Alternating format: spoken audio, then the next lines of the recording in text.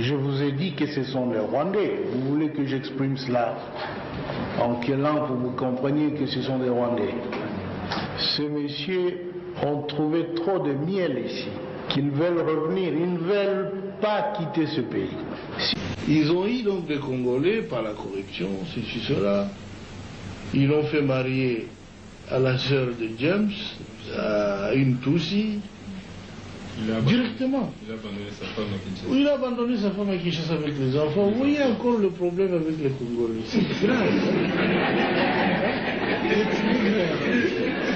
Il nous laisse beaucoup de problèmes.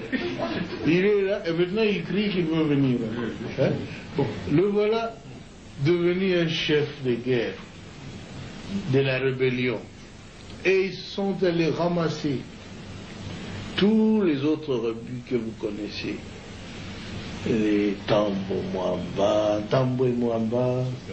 les Zaidi Ngoma, l'autre là, Lunda Boululu,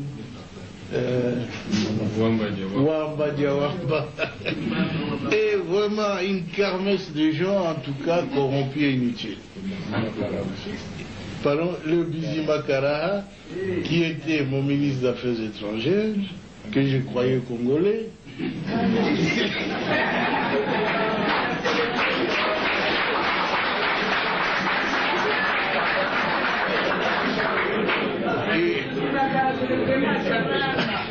à ma très grande surprise, quand j'avais demandé à cette armée de se retirer, et avait déjà fermé des valises, ils disent, leur armée se retire, ils se sentent en insécurité. Je dis, mais non, votre armée reste. C'est l'armée rwandaise qui se retire. C'est pas la vôtre. Mais ils ont disparu. Et j'ai compris qu'ils n'étaient pas congolais alors. Parce que l'armée qui s'est retirée était rwandaise. Ah, mais un ministre congolais, un ministre d'État a disparu. Un ministre des Affaires étrangères a disparu. J'ai dit, nous étions infiltrés alors. Infiltrés au sommet de l'État.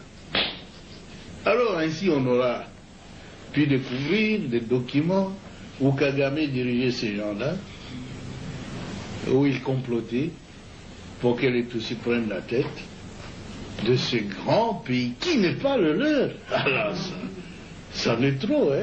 Ce pays ne leur appartient pas.